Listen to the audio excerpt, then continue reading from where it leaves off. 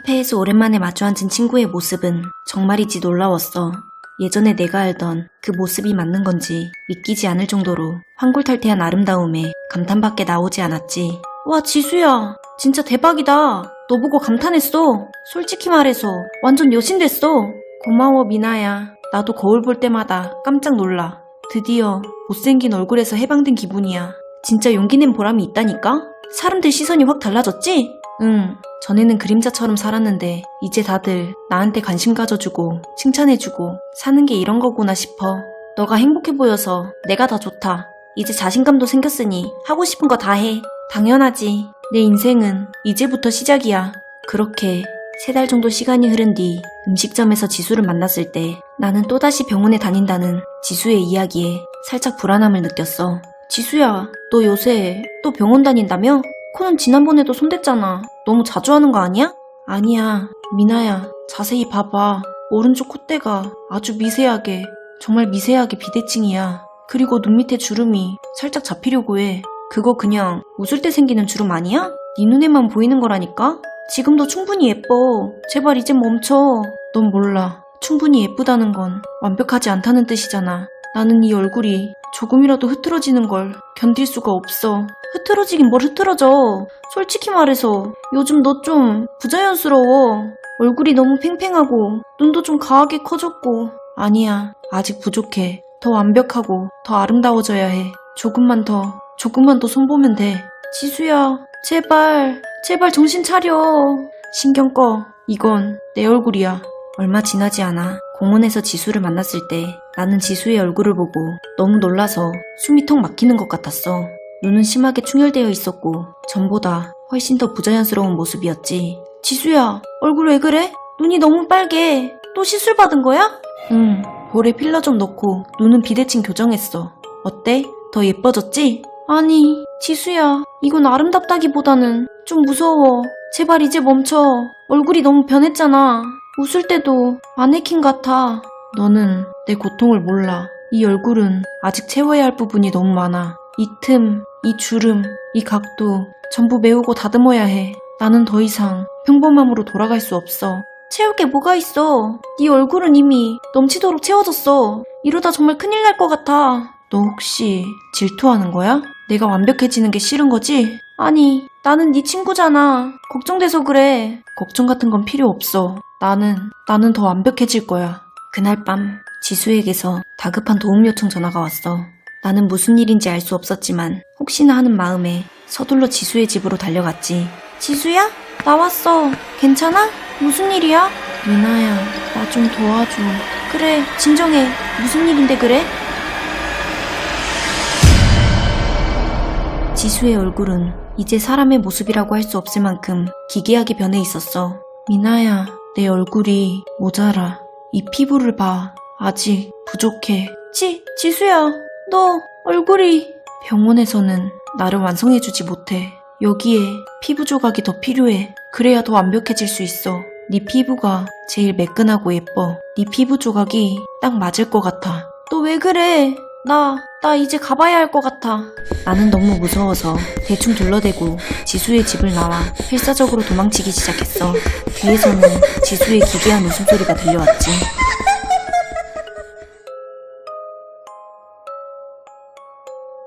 충격적인 소식입니다. 서울 강남의 한 유명 성형외과에서 수술을 받은 환자가 재수술 후 심각한 감염과 조직괴사로 결국 숨지는 사고가 발생했습니다.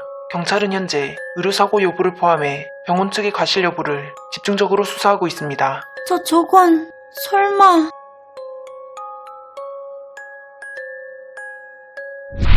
친구가 집착한 것은 못생긴 과거로부터의 영구적인 탈출이었다.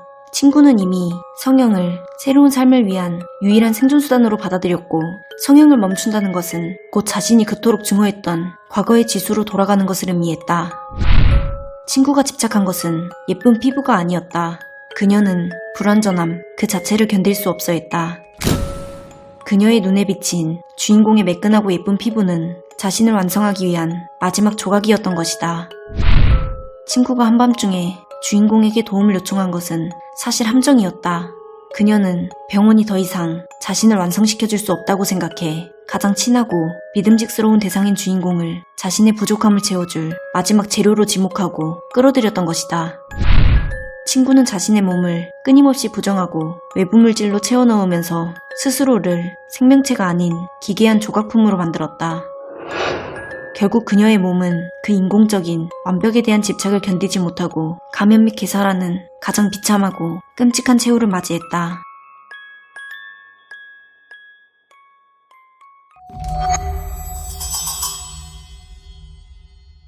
허름한 빌라에 살던 나는 층간소음이라는 지옥에서 벗어나 조용한 나만의 공간을 얻었다는 기쁨에 전화를 붙잡고 친구에게 한참을 자랑하고 있었어.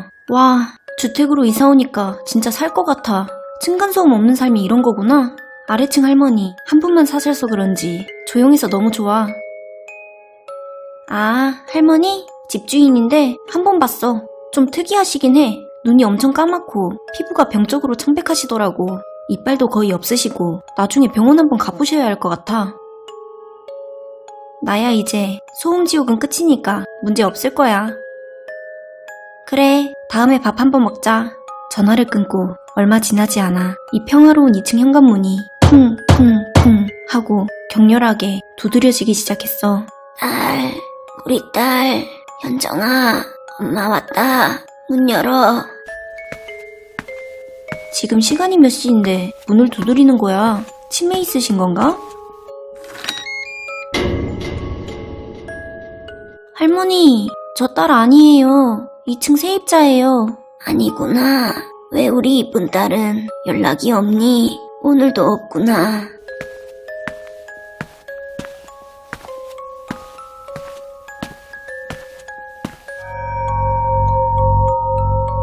왜?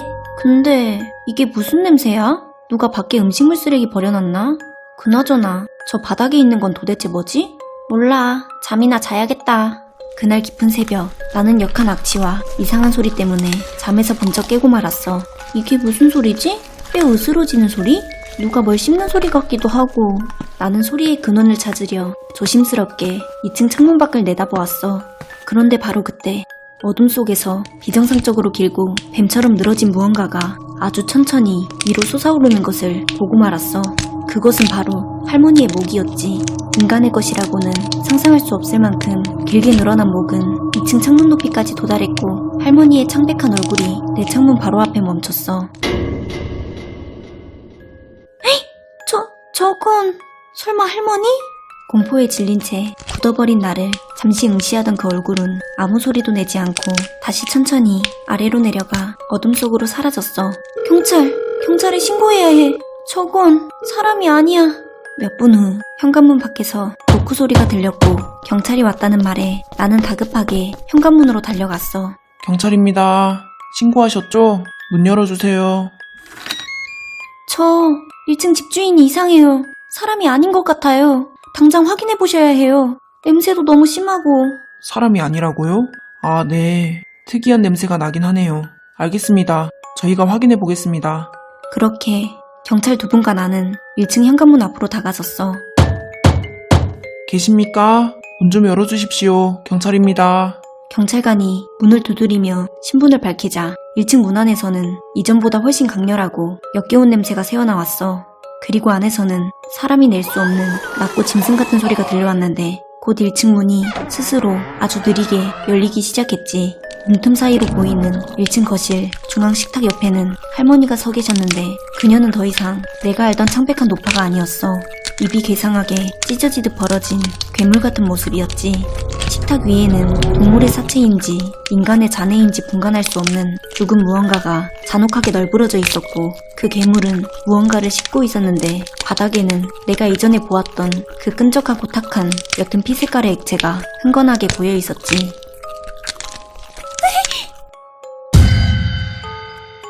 우리 딸 왔구나.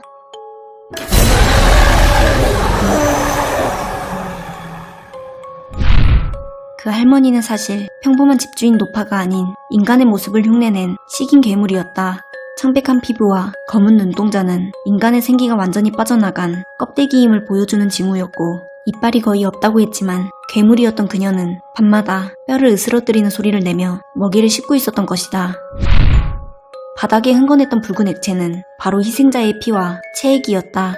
그리고 식탁 위에 널브러져 있었던 붉은 무언가는 할머니가 매일 밤 찾아 헤맸던 딸 현정의 남은 잔해였을 가능성이 높다. 역겨운 악취와 뼈를 씹는 소리는 괴물이 딸을 이미 포식하고 남은 찌꺼기를 처리하는 과정에서 나온 소리였다. 할머니는 딸을 찾고 있던 것이 아니었다. 그녀에게 딸이라는 이름은 사냥감에 붙이는 일종의 호칭이었다. 즉 주인공은 현정이 사라진 빈자리를 채울 새로운 희생양으로 지목되었던 것이다.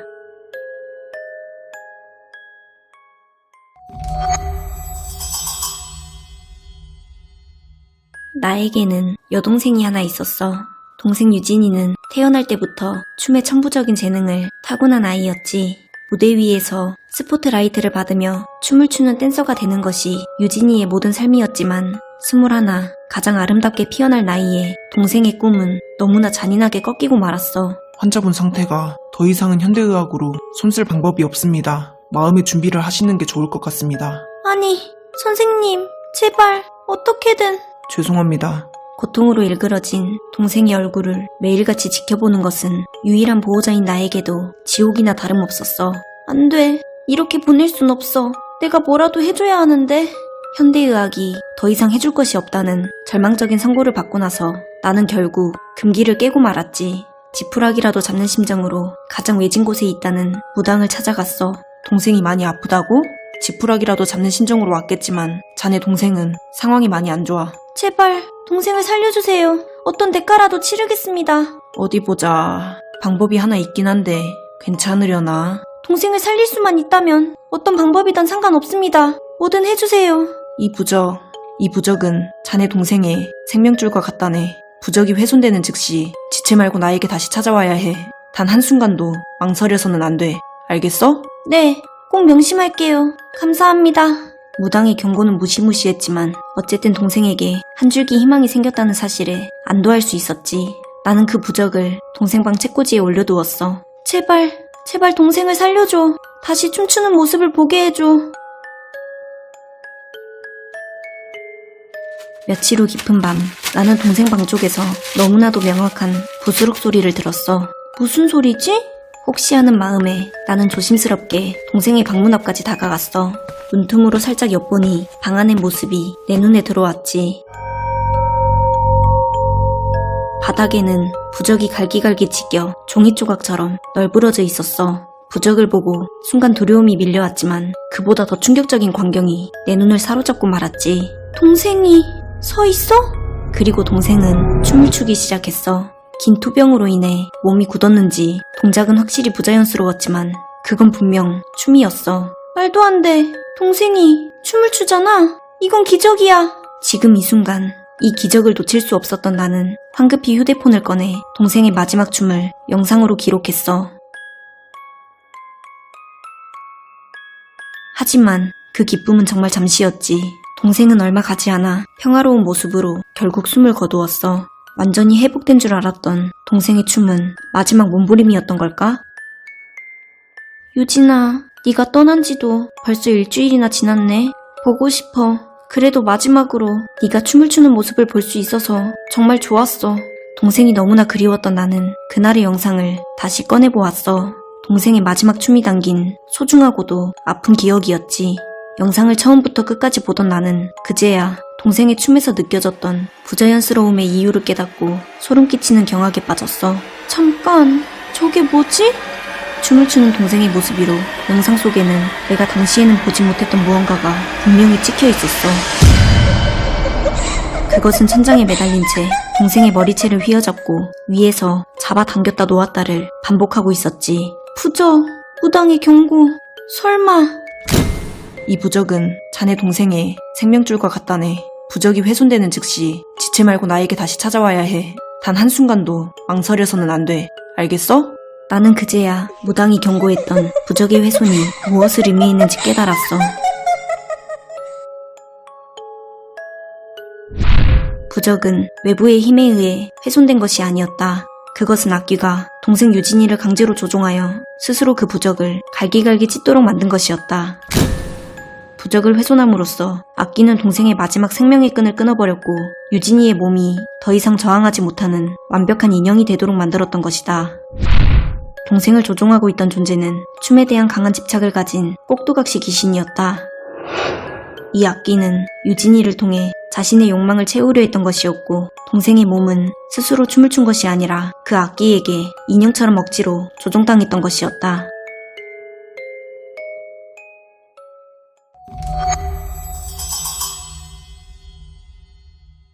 오랜만에 회사에 휴가를 내고 여자친구와 여행을 왔어. 어둠 속에서 랜턴 불빛 하나에 의지해 지수와 서로 마주보고 있으니 정말 아무도 없는 이 평일 밤의 캠핑장은 우리 둘만의 세상 같았지. 와, 아무도 없네. 평일이라 그런가? 우리밖에 없잖아. 그러게, 캠핑장 사장님 말대로 진짜 숨겨진 명소긴 한가 봐. 바람소리 하나 없이 고요한 것 봐. 고요하다 못해 적막한데? 좀 으스스한 것 같기도 하고. 괜찮아, 내가 옆에 있잖아. 게다가 이런 날 아니면 언제 우리 단둘이 이런 낭만적인 밤을 보내겠어. 이제 슬슬 잘까? 장거리 운전했더니 피곤하네. 그래, 근데 밖이 진짜 깜깜하다. 랜턴 없었으면 한 치 앞도 안 보였겠어. 우리는 곧 각자의 이불에 몸을 뉘었고 이윽고 텐트 내부는 완전히 어둠 속에 잠겼어. 그렇게 잠이 든 깊은 새벽, 나는 작은 부스럭거리는 소리에 눈이 번쩍 떠졌어.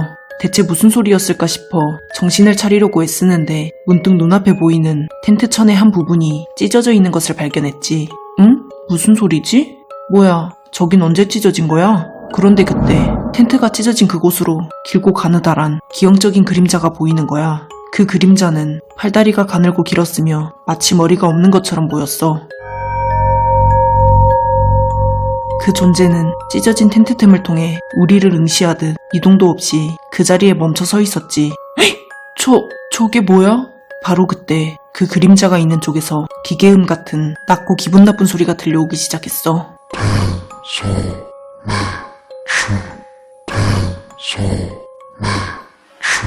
그 순간 이전에 찢어졌던 것보다 훨씬 더 큰 소리를 내며 텐트 천이 거칠게 찢어지는 소리가 다시 한번 들렸어. 크게 찢어진 틈으로 그것의 몸이 이번에는 명확하게 드러나고 말았지. 그것은 얼굴이 있어야 할 자리가 텅 비어 있었고 대신 가슴팍에 섬뜩한 얼굴이 달려 있었어. 그 얼굴에 박혀있는 새빨간 눈은 잠들어 있는 지수를 집요하게 응시하고 있었지. 나는 지수가 지금 위험에 처했다는 것을 직감했어. 꺼지라고 이 자식아! 나의 외침과 동시에 그 섬뜩한 존재는 감쪽같이 시야에서 사라져버렸어. 그런데 바로 그때 옆에서 곤히 자고 있던 지수가 마치 고장난 인형처럼 갑자기 벌떡 몸을 일으키고는 초점 없는 눈동자로 이해할 수 없는 말을 중얼거리기 시작했어. 들어왔다.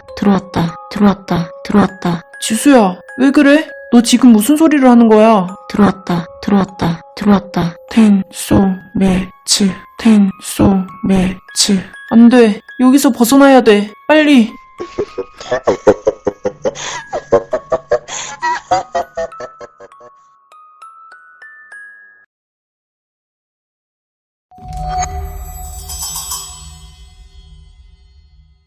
나는 지수를 이끌고 정신없이 차를 몰아 그 끔찍한 캠핑장을 서둘러 빠져나가기 시작했는데 지수는 여전히 그 알 수 없는 단어들을 중얼거리고 있었어. 나는 무작정 눈에 보이는 허름하고 간판도 없는 무당집을 찾아가 혹시나 하는 심정으로 문을 두드렸지. 계세요? 안에 사람 계세요? 문 좀 열어주세요. 간절하게 외치자 잠시 후 문이 열리더니 무당이 나왔고 무당은 지수를 흘끗 보더니 소스라치게 놀라 소리를 질렀어. 어쩌다 저런 걸 달고 왔어? 썩 꺼지지 못해? 살려주세요. 저희 여자친구 좀 살려주세요. 산에서 무언가를 봤는데 그 뒤로 이상해요. 나의 절박함 때문이었는지 무당은 하는 수 없다는 듯 지수와 나를 신당 안으로 들였어. 이게 대체 무슨 일이죠?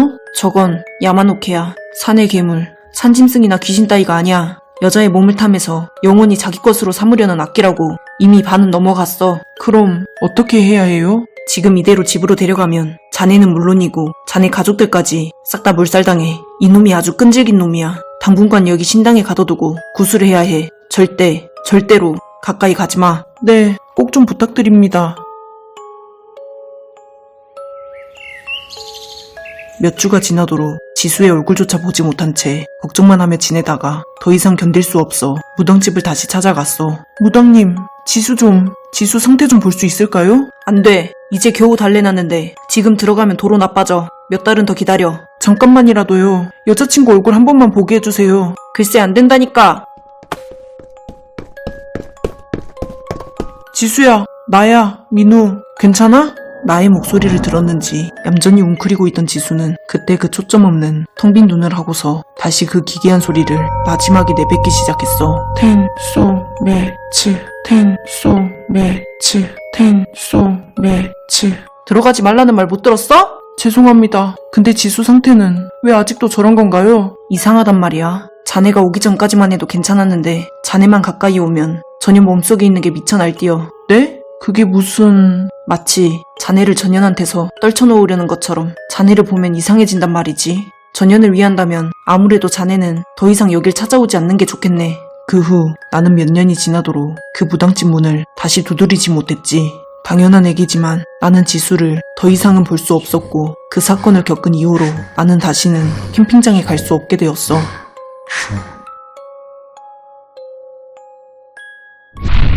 야마노케는 이름 그대로 산의 괴물이다. 단순히 산짐승이나 귀신 따위가 아니라 무당의 말처럼 여자의 몸을 탐하여 영원히 자기 것으로 삼으려는 악귀이다.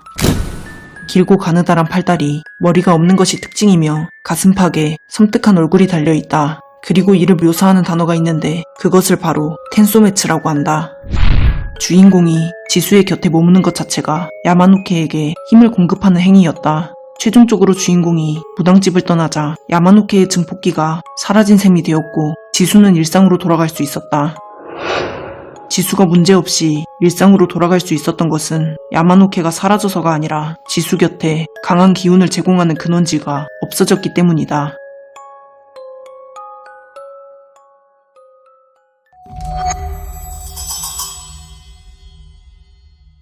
15년 전 그날 엄마를 따라갔던 낡은 중고가게 구석에서 나를 빤히 바라보던 그 인형을 처음 만났던 순간이 아직도 머릿속에서 지워지지 않아. 무슨 인형이 이렇게 비싸? 어차피 얘가 금방 실증 낼 텐데 조금만 깎아달라고 해볼까? 엄마, 이건 어때?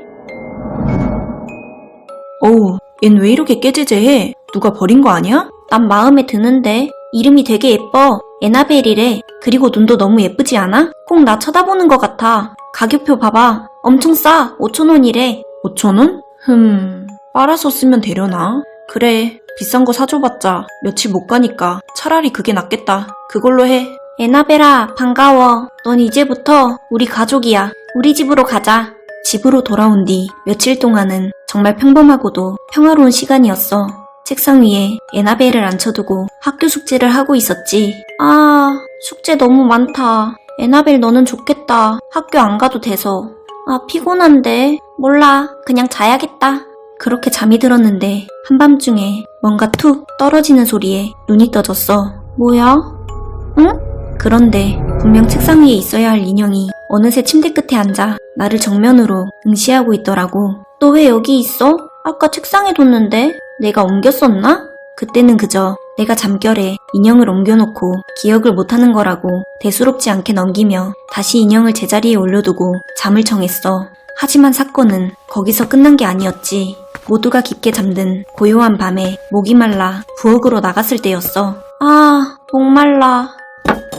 아, 뭐야? 헤이! 발끝에 무언가 닿는 느낌에 소스라치게 놀라 아래를 내려다보니 바닥에는 날카로운 과도가 내 엄지발가락을 향해 놓여 있었고 그 바로 옆에는 에나벨이 마치 누군가를 기다렸다는 듯이 쓰러져 있었어. 엄마! 엄마!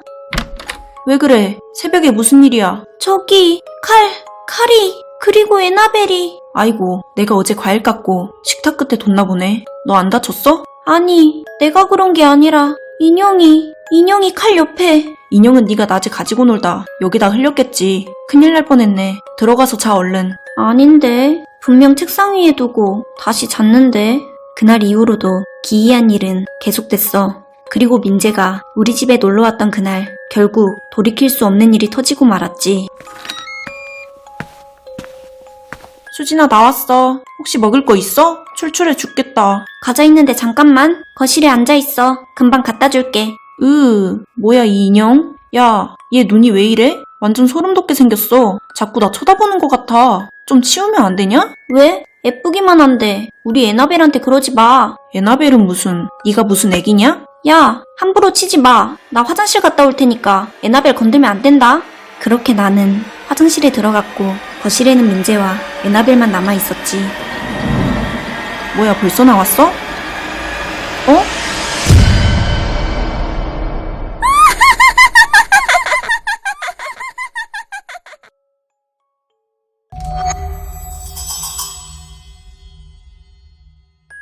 으악! 내 다리! 거실에서 들려온 찢어지는 듯한 비명소리에 거실로 뛰쳐나갔을 땐 민재가 다리를 다쳐 피를 흘리며 쓰러져 있었고 그 옆에는 피 묻은 칼과 기괴한 자세로 널브러진 에나벨이 있었어. 민재야, 피가 어떻게 된 거야? 인형이 칼로 찔렀어. 무슨 소리야? 인형이 어떻게 칼을 써?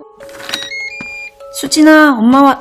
세상에, 이게 무슨 일이야? 민재야! 엄마는 떨리는 손으로 황급히 119에 전화를 걸었어. 신고하는 내내 엄마의 목소리는 파르르 떨리고 있었지. 너희들 대체 칼 가지고 무슨 장난을 친 거야? 저희가 장난친 게 아니라 인형이 그런 거예요. 수진아, 너도 봤을 거 아니야. 난 화장실에 있어서 못 봤어. 그리고 인형이 어떻게 움직여? 진짜 네가 장난친 거 아니야? 아니야, 진짜라고. 저 눈 좀 봐. 날 보고 웃고 있잖아. 요란한 사이렌 소리와 함께 구급차가 떠나고 거실 한복판에 덩그러니 남겨진 인형은 아무런 미동도 없었지. 말도 안 돼. 무슨 인형이. 그래도 찝찝하니까 버리자. 결국 그 찝찝함을 견디지 못한 엄마는 인형을 쓰레기장에 내다버렸어. 여기까지가 벌써 15년이나 지난 일이야. 어느덧 성인이 된 나에게 그날의 기억은 그저 흐릿한 어린 시절의 해프닝쯤으로 잊혀가고 있었지. 그런데 퇴근 후 여유롭게 친구와 통화하던 중 들려온 민재의 소식은 나를 다시 그날의 공포 속으로 밀어넣었어. 그래, 나도 들었어. 동창회 한다며? 근데 난 좀 민재 때문에 껄끄러워서. 야, 너 소식 못 들었어? 동창회가 문제가 아니야 지금. 무슨 소식? 나도 들은 건데 민재 한참 전에 죽었대. 민재가? 어쩌다가? 아니, 그게 좀 이상해. 집에서 혼자 죽었는데 과다출혈이래. 다리에 자상을 입었는데 누가 침입한 흔적도 없고 문도 잠겨 있었대. 다리? 자살? 응. 근데 더 소름 돋는 건 뭔지 아냐? 민재 시신 옆에 웬 낡은 인형이 하나 있었대. 형사가 그러는데 무슨 저주의 인형처럼 생겨서 피 묻은 칼을 쥐고 있는 것처럼 놓여 있었다나 봐. 인형? 설마... 잠깐만. 누구 왔나 보다. 이따가 다시 전화할게. 누구세요?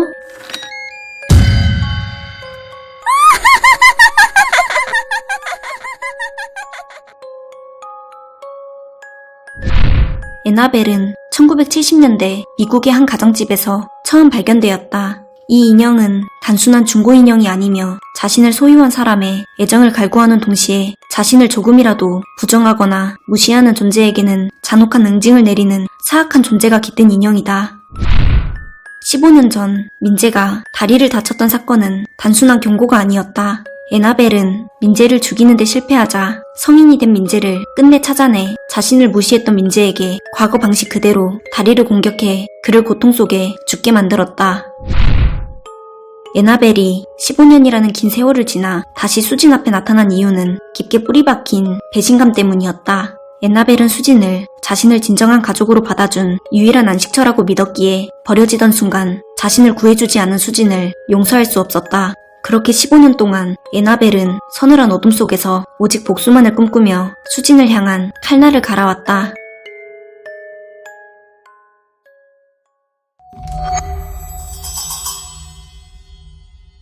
자, 곧 방학이라고 너무 들뜨지 말고 쌤 교무실에 일 있어서 가봐야 하니까 영화나 보면서 조용히 자습하도록 해라. 소리 너무 키우지 말고. 방학을 앞둔 교실은 묘하게 들떠 있었지만 선생님은 교무실에 볼 일이 있다며 우리를 진정시키고는 자습용 영화를 틀어주셨어. TV에서 흘러나오는 지루한 고전 만화를 보고 있자니 잠이 쏟아졌고 내 머릿속엔 오직 빨리 집에 가고 싶다는 생각뿐이었지. 진짜 지루해 죽겠네. 왜 저런 만화밖에 안 나오는 거야? 재미없어. 몰라. 그냥 자라고 틀어준 거겠지. 애들 다 자잖아. 너도 그냥 자버려. 시간 빨리 가고 좋지 뭐. 책상은 불편해서 못 자겠어. 책상에 엎드려 있으면 금방 팔 저린단 말이야. 그래? 아니면 저기 사물함 위에서 편하게 자던지. 사물함 위? 하긴 뭐 책상보단 편할 테니까 그래야겠다. 얼마나 잠들었을까. 분명 아까까지는 평범한 만화 노래 소리였는데 갑자기 이상하게 변하더니 귀를 찌르는 치지직 소리가 교실 안을 가득 채우더라고. 아으 시끄러워. 누가 TV 좀 꺼봐. 소리가 왜 저래? 그런데 지지직거리는 거친 소음 사이로 마치 누군가 입을 가리고 억지로 웃음을 참는 듯한 낮고 기분 나쁜 키득거림이 귓가를 맴돌더라고. 뭐야? 분명 다 자고 있는데? 그건 그렇고 몸이 안 움직여. 가위 눌린 건가? 몸을 일으키려 했지만 마치 누군가 나를 바닥에 못 박아둔 것처럼 손가락 하나 까딱할 수 없었고 TV 화면 속에는 입이 귀까지 찢어진 고양이 괴물이 나를 빤히 쳐다보고 있었어. 저 고양이 원래 저렇게 무섭게 생겼었나? 그나저나 가위 눌리니까 기분 이상하네. 미친! 말도 안 돼. 화면 밖으로 나왔어. 에이씨! 가위에서 빨리 깨어나려면 눈 감고 있어야겠다. 그 괴물 같은 고양이는 내가 누워있는 사물함 쪽으로 천천히 다가왔어. 숨이 턱끝까지 막히고 심장이 터질 것만 같은 그 순간 갑자기 학교 종소리가 정적을 깨며 울려 퍼졌지. 그 소리와 함께 방금 전까지 내 코앞에서 나를 내려다보던 그 끔찍한 형체는 연기처럼 흔적도 없이 사라져버렸어. 야, 윤지혜 일어나. 학교 끝났어. 거기에서 자니까 아주 꿀잠을 자네. 오늘 종례 없어서 애들 다 갔어. 진수야, 너 못 봤어? 아까 그거 못 봤냐고. 뭐? 뭘 봐? 너 침 흘리면서 자는 거? 아니, TV에서. 아이씨, 됐고. 냄새 안 나? 이 냄새? 무슨 냄새? 왜? 너 또 방구 꼈어? 진짜 죽을래? 타이어 타는 냄새. 코를 찌르는데 이게 안 난다고? 여기 바닥에 이건 보이지?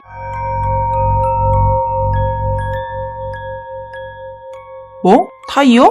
야, 너 잠 덜 깼냐? 바닥에 뭐 아무것도 없잖아. 아니 여기 발자국 있잖아. 사람 발자국이 아니라고. 마치 고무 녹은 것 같은. 에휴, 야, 너 공포영화 너무 많이 봤다. 빨리 가방이나 챙겨. 애들 다 갔잖아.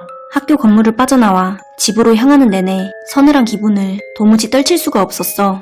친구는 그저 잠결에 본 헛것이라며 나를 다독였지만 그건 분명 꿈이 아니었거든. 진짜 이상한데? 아까 내 코앞까지 왔었단 말이야. 그 만화에 나오던 검은 고양이가. 근데 뭔가 달랐어. 훨씬 크고 기분 나쁘게 생겼었다니까? 아이 참, 그거 개꿈이라니까? 혼자 왜 그렇게 심각해?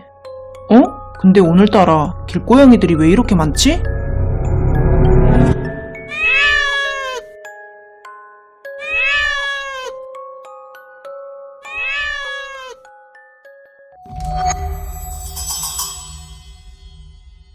쟤네 지금 다 나보고 있는 거 맞지? 그러네. 네 주머니에 추루 들어있는 거 아니야? 뭘 저렇게 소름 돋게 쳐다봐? 아니야. 다 검은 고양이잖아. 아까 그 냄새도 나는 것 같고 분명 뭔가 잘못됐어. 에이, 기분 탓이라니까? 이러다 너 오늘 무서워서 잠도 못 자는 거 아니야? 집에 오자마자 소파에 혼자 앉아있으니까 아까 겪은 일들이 자꾸 생각나서 진수와 전화를 하며 마음을 좀 진정시키려 했지. 나 집. 아니, 부모님은 아직 안 오셨어. 아직도 그 냄새가 나는 것 같아. 그런데 갑자기 TV가 제멋대로 켜지며 아까 그 기괴한 만화가 흘러나오기 시작했어. 헤이! 야, 끊지 말아봐. TV가 저절로 켜졌어. 아까 학교에서 봤던 그 만화야. 아! 너도 들었어? 누가 문을 미친 듯이 두드려. 지혜야, 일단 진정하고 방에 들어가서 문 잠그고 숨어 있어. 내가 지금 경찰에 신고하고 바로 갈게. 기다려. 나는 공포에 질려 방으로 도망쳐 문을 잠그고 침대 밑으로 기어들어가 제발 이 상황이 끝나기만을 기도했지. 설마 현관문이 부서진 거야? 제발 그냥 가버려.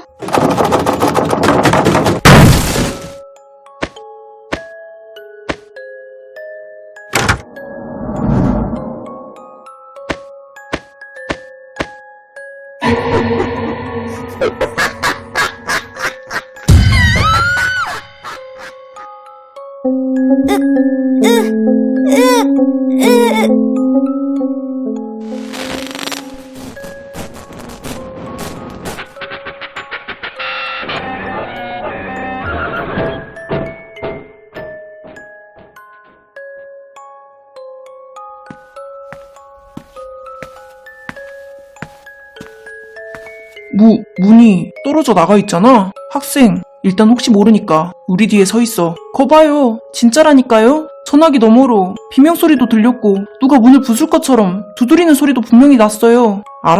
알았으니까 진정해. 근데 집안에서 웬 탄냄새가 이렇게 심해? 어디 불이라도 났나? 탄냄새? 친구가 학교에서부터 타이어 타는 냄새가 계속 난다고 했었어요.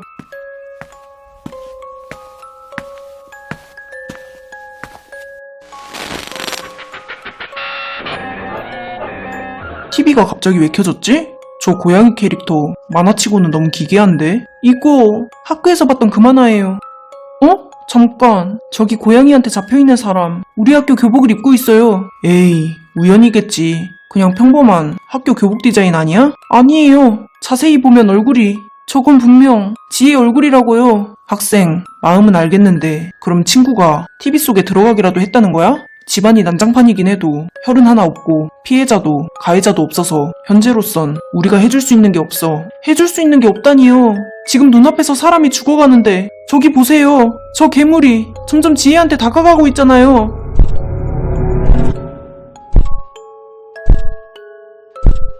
아, 안 돼. 지혜야, 어서 피해.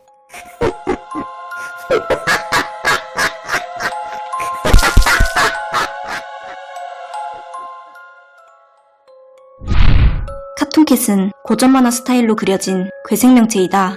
지혜가 계속해서 맡았던 타이어 타는 냄새는 카툰캣이 현실에 나타났을 때 풍기는 특유의 악취로 그의 몸이 생명체의 살점이 아닌 오래되고 낡은 고무인형 혹은 일그러진 만화필름과 같은 물질로 이루어져 있음을 알 수 있다. 고양이들은 지혜의 몸에 이미 깊게 배어버린 카툰캣의 악취와 기운을 느꼈던 것이다. 이미 학교 사물함 위에서 잠들었을 때부터 지혜는 카툰캣의 표적이 되었고 고양이들의 눈에는 지혜가 평범한 여고생이 아니라 거대한 포식자의 악취와 기운이 느껴졌기에 그토록 소름 끼치는 눈빛을 보냈던 것이었다. 주인공은 단순히 납치된 것이 아니라 카툰캣에 의해 만화 속 세계로 끌려 들어간 것이다. 진수가 TV 화면 속에서 본 지혜는 환각이 아니었으며 지혜는 카툰캣의 끝없는 사냥터인 TV 속 공간에 갇혀 영원히 반복되는 공포의 에피소드 속 주인공이 되어버린 것이다.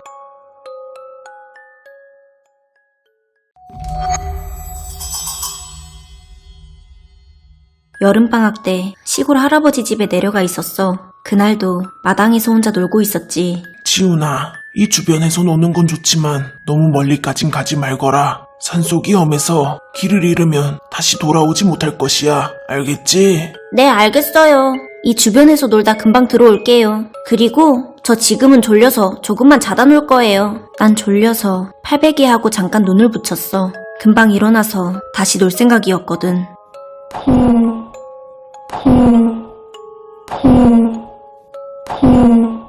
잉? 이게 무슨 소리고?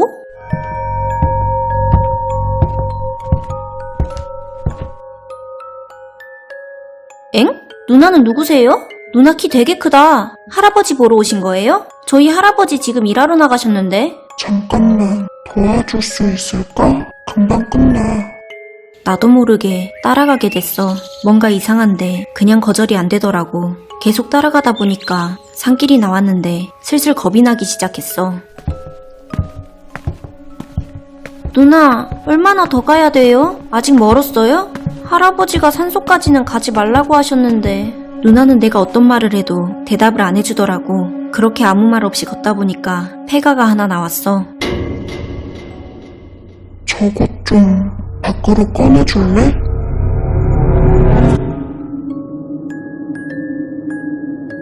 저 항아리 말하는 거예요? 무거워 보이는데. 여기는 왜 이렇게 추운 거야. 괜히 기분 오싹해지네. 빨리 시간이 없어. 지훈아, 거기서 뭐 하고 있는 거야? 당장 나오지 못해! 할아버지? 아니 그게 어떤 키 큰 누나가 이 항아리 좀 밖으로 빼달라고 해서. 근데 그 누나 어디 갔지? 네가 본 게 사람인 줄 알아? 이 밤에 누가 그런 부탁을 하겠냐 이놈아! 분명 낮이었는데 언제 이렇게 어두워졌지?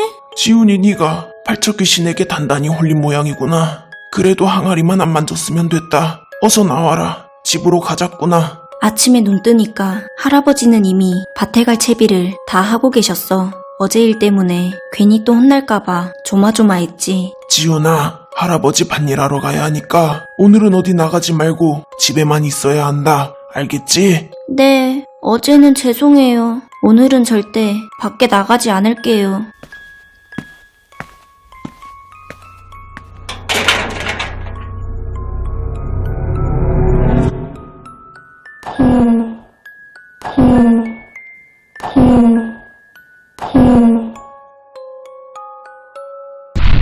주인공이 본 키 큰 누나는 실제 사람이 아니라 팔척귀신이다. 팔척귀신은 예전부터 사람들에게 해를 끼치던 귀신으로 결국 마을 사람들에 의해 봉인되어 항아리에 갇힌 존재다. 하지만 세월이 지나면서 봉인의 힘이 약해졌고 이제는 마을 아이들 눈에 서서히 보이기 시작한 것이다. 주인공에게 접근해 항아리를 꺼내달라고 유도한 건 자신을 풀어주게 하려는 의도였다. 주인공은 처음엔 분명 낮이라고 인식하고 있었다. 하지만 할아버지가 등장하면서 정신을 차린 후 주변이 밤이 된 걸 인식한다. 이는 주인공이 팔척 귀신에게 홀려 현실 감각을 잃었던 것을 의미한다. 마지막에 포 소리가 다시 들렸다는 건 팔척 귀신이 다시 주인공에게 접근하고 있음을 암시하고 항아리의 봉인은 이미 약해져 있었기 때문에 완전히 풀리는 건 시간 문제이다.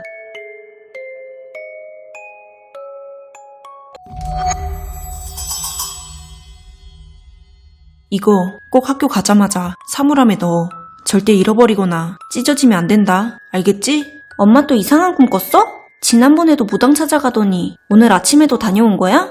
그런데 꼭 사물함에 넣어야 해? 응, 무당이 그러는데 무조건 사물함에 넣어야 문제가 일어나지 않는다고 했어. 그 말을 듣고 나는 그냥 웃어 넘기려 했지만 괜히 엄마 신경 쓰이게 하기 싫어서 학교 도착하자마자 사물함 문을 열었어. 엄마도 참 요즘 세상에 귀신이 어딨어? 학교 시간이 다가올 무렵 쉬는 시간이 돼서 다시 사물함을 열어봤는데 이게 왜 이렇게 돼 있지? 내가 넣었을 땐 멀쩡했는데. 다현아, 뭘 그렇게 계속 들여다보고 있어? 아니야, 아무것도. 그렇게 마지막 수업 시간이 됐고 난 좀 찝찝한 마음으로 교실에 앉아 있었어. 야, 선생님 왜 저래? 아무 말도 안 하고 계속 저 글자만 쓰고 있어. 그게 무슨 소리야? 아까부터 계속 수업하고 계시잖아. 그 광경을 보니 아침에 엄마가 해준 말이 떠올랐고 검게 그을린 부적이 무척이나 신경 쓰였어. 그리고 학교 시간이 됐을 땐 그냥 다 잊고 집에 가려고 했는데 핸드폰이 안 보이더라고. 내 핸드폰 어디 갔지? 아이씨, 교실에 두고 왔나 보네. 다시 돌아가기 귀찮은데. 결국 난 다시 학교 안으로 들어갔고 텅 빈 복도를 지나 교실 문을 열었지. 그런데 선생님? 제가 핸드폰을 두고 가서요.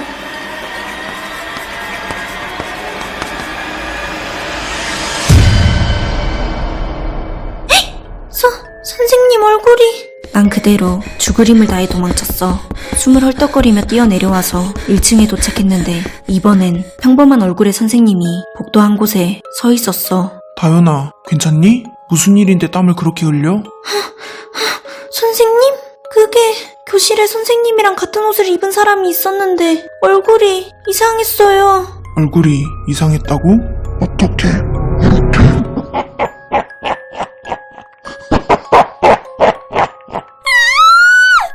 진짜 그 순간엔 눈물도 나고 심장도 미칠 듯이 뛰더라고. 뒤도 안 보고 도망치려는 찰나 등 뒤에서 익숙한 목소리가 들려왔어. 다현아, 다른 친구들 다 나왔는데 넌 아직도 안 나오고 뭐해? 엄마 걱정했잖아. 엄마? 아니, 그게 아니고 여기. 어디 갔지? 분명 여기 있었는데. 주위를 둘러봤는데 그 이상했던 선생님은 사라져 있었어. 무슨 일이 있었던 건지도 모르게 아무 흔적도 없이 말이야. 결국 난 엄마 손을 붙잡고 집으로 돌아왔어. 근데 아직도 이상해. 그 검게 그을린 부적 말이야. 그거 왜 그렇게 돼 있었던 걸까? 그리고 선생님의 모습을 한 그것은 도대체 뭐였을까?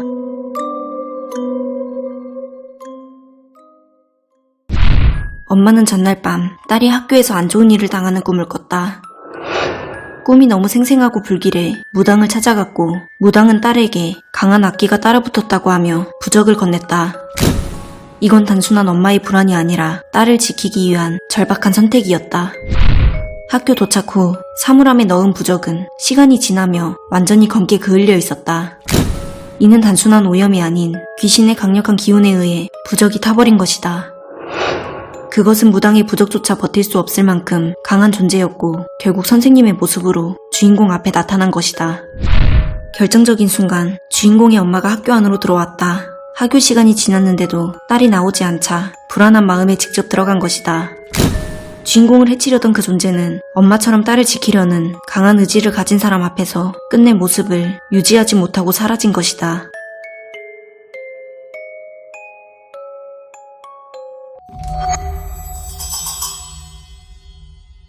아, 지긋지긋한 병원 냄새. 언제 퇴원할 수 있으려나? 빨리 집에 가고 싶다. 민서씨, 불편한 건 없어요? 뭐 필요한 거라도 있으면 언제든 말해요. 아니에요. 괜찮아요. 신경 써주셔서 감사해요. 며칠이나 봤다고 좀 과하게 친절하단 말이지. 불편해 죽겠네. 코를 찌르는 소독약 냄새하며 이 답답한 병실에서의 하루하루는 너무 불편하고 힘들었어. 그러던 중 드디어 기다리던 의사선생님 회진 시간이 다가왔지. 김민서 씨, 내일 퇴원하셔도 되겠어요. 많이 좋아지셨네요. 정말요? 와, 감사합니다. 드디어 집에 갈 수 있다니. 어머 민서씨, 정말 축하해요. 아, 너무 잘됐다. 이제 민서씨 없으면 나 혼자 심심해서 어떡하지? 언니도 치료 잘 받으면 곧 퇴원하실 수 있을 거예요. 그쵸, 선생님? 네? 그게 갑자기 무슨... 그때 의사선생님 표정이 뭔가 좀 이상했던 것 같기도 한데 나는 퇴원한다는 기쁨뿐이었어. 그날 밤은 퇴원 생각에 쉽게 잠들지 못할 것 같았는데 나도 모르게 스르륵 잠이 들었나 봐. 네가 나만 두고 살아서 나갈 수 있을 것 같아?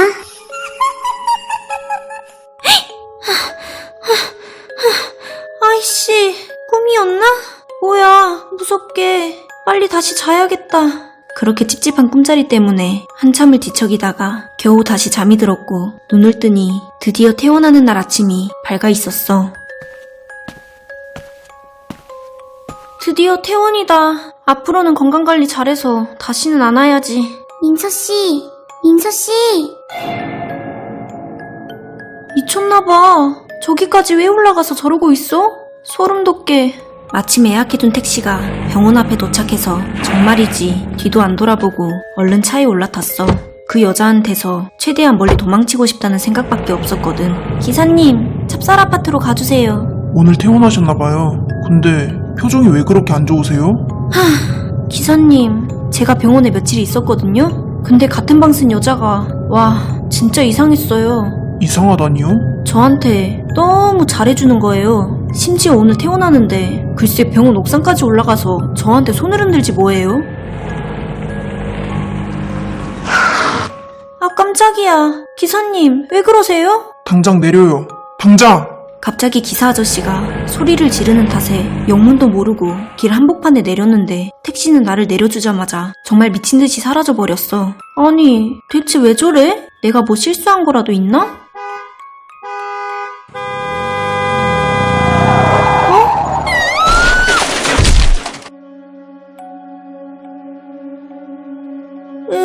머리야. 여긴 또 병원이잖아. 이게 어떻게 된 거지? 언니? 나 혼자 두고 살아서 못 나갈 거라고 했잖아.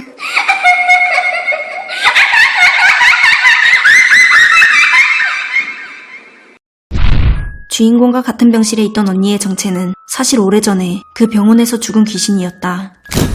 그녀는 살아있는 환자들에게 집착하며 외로움을 달래려는 존재였던 것이다. 그녀가 민서에게 과도하게 친절했던 이유도 자신과 함께 영원히 병원에 머물게 하려는 속셈이었다. 의사가 민서의 퇴원을 알리면서 이상한 반응을 보였던 이유는 간단했다. 민서가 옆 침대에 누워있는 언니에게 말을 걸었을 때 의사에게는 그 언니가 전혀 보이지 않았기 때문이다. 택시기사가 갑자기 소리를 지르며 주인공을 내쫓은 이유는 그가 병원에 얽힌 괴담을 알고 있었기 때문이다. 그는 오랫동안 이 지역에서 일하며 병원 귀신에 대한 소문을 들었고 귀신이 붙은 사람을 계속 태우고 있다가는 그 귀신이 자기에게도 붙을 수 있다는 두려움에 결국 주인공을 도로에 내쫓은 것이다. 주인공이 사고를 당한 이유는 바로 그 언니의 저주 때문이었고 태운 전날 밤 귀신이 주인공에게 저주를 내린 것이 그대로 실현된 것이다. 주인공이 병원을 떠나는 순간부터 이미 저주의 영향에서 벗어날 수 없었던 것이었다.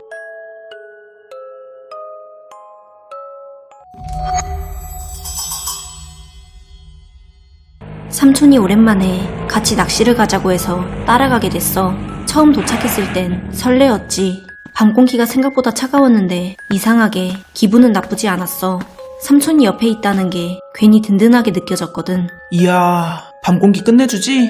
오늘 여기서 월척 한번 낚아보자. 삼촌, 근데 여기 너무 깜깜한 거 아니에요? 사람도 하나도 없고 좀 무서운데. 임마, 밤낚시는 원래 이 맛이야. 조용해야 고기가 잘 물거든. 자, 얼른 저기 가서 자리 잡자. 삼촌, 입질 진짜 하나도 없는데요? 이거 정말 잡히는 거 맞아요? 야, 임마, 시작한 지 얼마나 됐다고 그래. 원래 기다림의 미학이라는 게 있는 거야.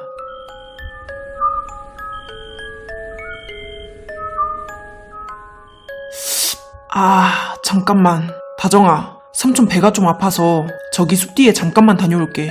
금방 올 테니까 조금만 기다려. 네? 혼자 있으라고요? 무서운데 빨리 오셔야 돼요. 시간이 점점 지나도 삼촌이 안 돌아오는 거야. 손전등만 덩그러니 켜져 있었는데 그게 왜 이렇게 낯설게 느껴졌는지 모르겠어. 뭔가 이상하다는 생각이 머리 한켠에 계속 맴돌았지. 어디까지 가셨길래 아직도 안 오시는 거야.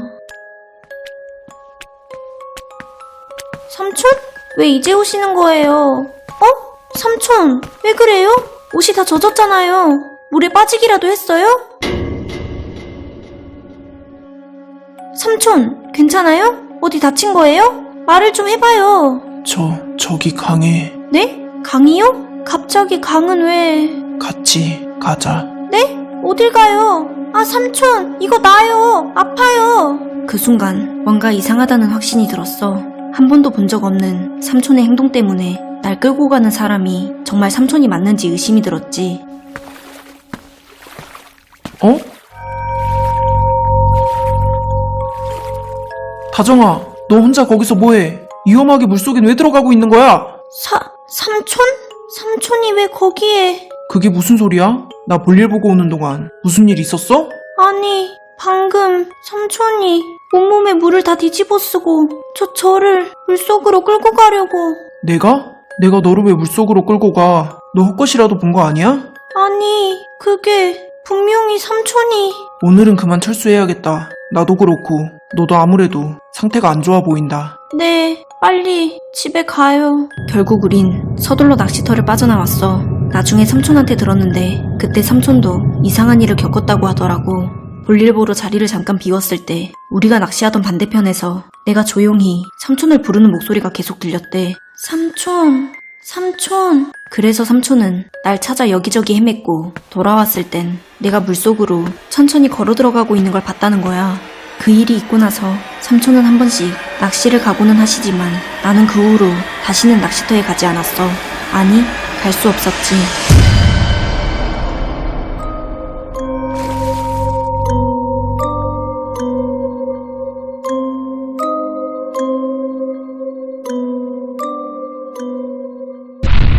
그 존재는 사실 주인공의 진짜 삼촌이 아니었다. 그것은 바로 차가운 강물에 도사리고 있던 물귀신이었다.